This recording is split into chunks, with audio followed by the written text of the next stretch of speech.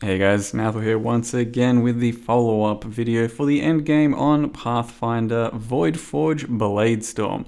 As I mentioned, Bladestorm is a pretty good skill these days, and with the new MTX, it is rather pretty and pretty aesthetically enjoyable just to run around and smash some big celestial Bladestorms, and this character was the build of the league thus far.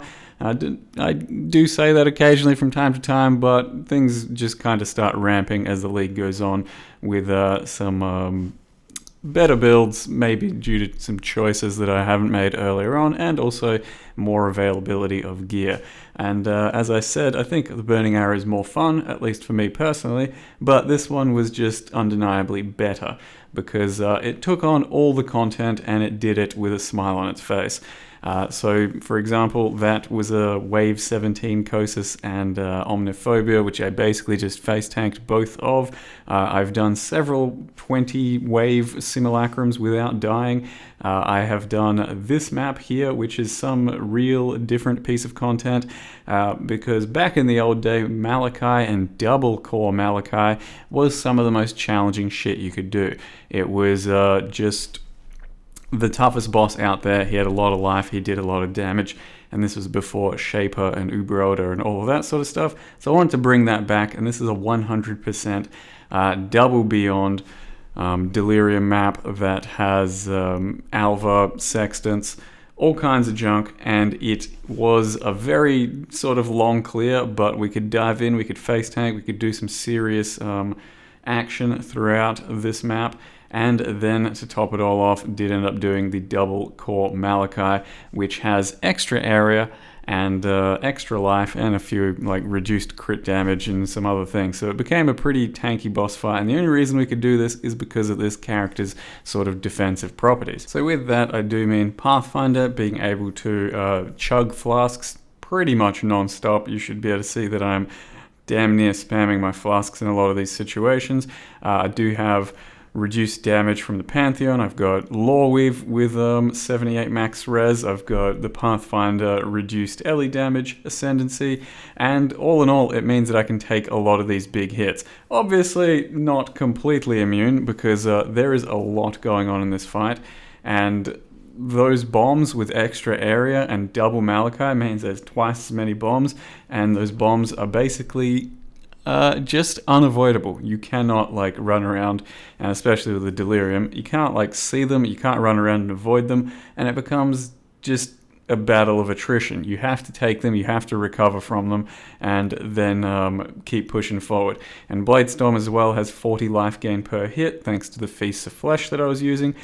So for the most part, yeah, we managed to survive a lot of this onslaught. Died once, as you could have seen, but it was still a resounding success as far as I'm concerned, because some of the damage you take here is just non-stop ridiculous.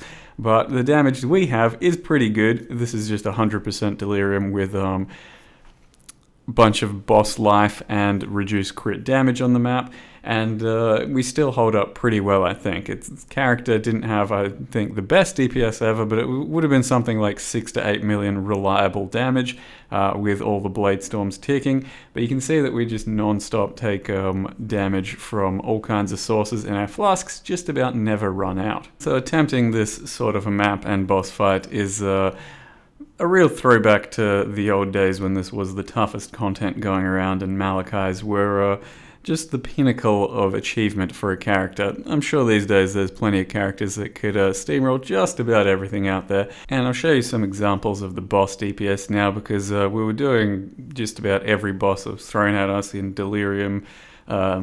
You know, that Minotaur was at the end of the map, which is plenty of Delirium, whatever mods that we really kind of wanted for some of these Guardian maps, and I was juicing up a lot of my maps, and then doing a lot of my deep delving, doing lots of simulacrums, all the bosses that are associated with current mapping, Cirrus and the Conquerors and all that, and that's all pretty cruisy, and what can I say, Voidforge Pathfinder I think are a match made in heaven these days, and few Shaper runs. Unfortunately, he does have that slight damage reduction at the start of his phases now, so you can't completely potato him, but it's still somewhat reliable.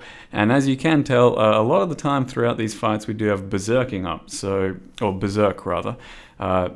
That does go a long way to becoming tankier. It means you can just face tank a lot of the mechanics out there with our Bladestorm life gain on hit, try and get Fortify up, and then pop Berserk, since you can reliably have 50 stacks of Rage these days with the way the mechanics are functioning.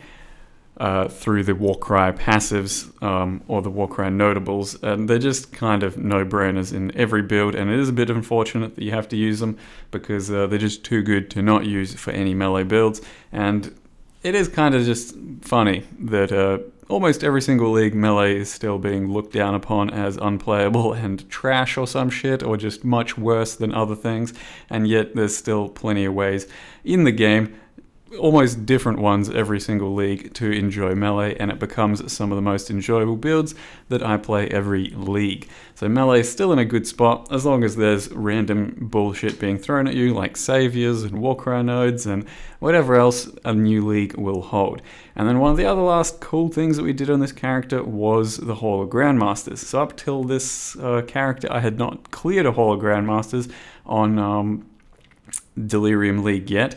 You obviously can with some tricks like Scorching Rays and certain traps or mines, as well as using block reduction gems, but I usually try and make it a point of clearing a Hall of Grandmasters with my character just the way it is, as a piece of difficult content that has to be overcome with certain strong character traits. And this one could actually speed farm this shit in the end even, because you basically never run out of flasks, so you don't have to worry about sustain in that regard. You just dive from one pack to the next, and you one-shot the entire pack most of the time, and even the tankiest, toughest dudes out there, the ones that are max block and the ones that have lots of regen, with enough RNG, with a good bit of oomph into it, get one shot eventually, and none of them stood in the way of the character's greatness.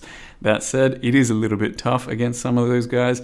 One of the things I definitely could have used that I didn't was get blind immunity, because the last guy that we faced in this video here is the Spider Queen, and it blinds you, and it just became a bit of blind accuracy RNG as to whether or not we could kill him. So if I was blind immune, I think it would have been absolutely no issue, but this is the type of dude that should be the pinnacle of hard for an attack-based character that isn't using block chance reduction, and we can still do all of that. So it's a pretty good character for speed farming these maps. So that's a wrap on this one. I hope you guys enjoyed the character in the video. Thank you very much for watching, and see you next time.